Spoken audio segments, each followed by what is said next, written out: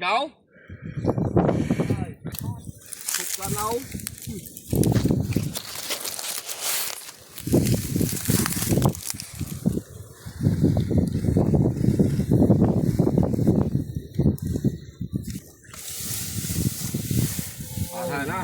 Đất đâu?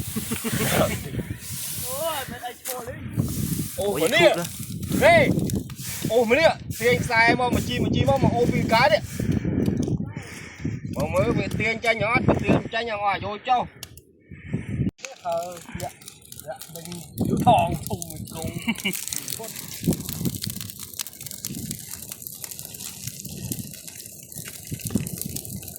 gió khai nắng đột lên cố miền ấy sang cổ vào đi.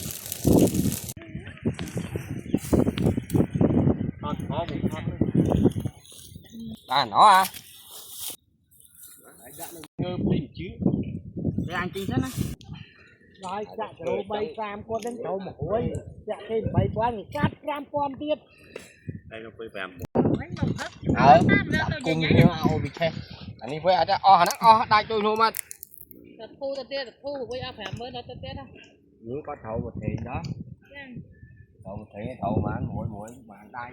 đi cả hai chai áo phèm mới nhau máu nha mà gai mó chanh mấy mà đó nếu có thầu một thì thầu là cái nhau tôi vào của bông mình chạy hết cái mặt nhưng mà cái đấy nó cứ nó đọc buôn mà cái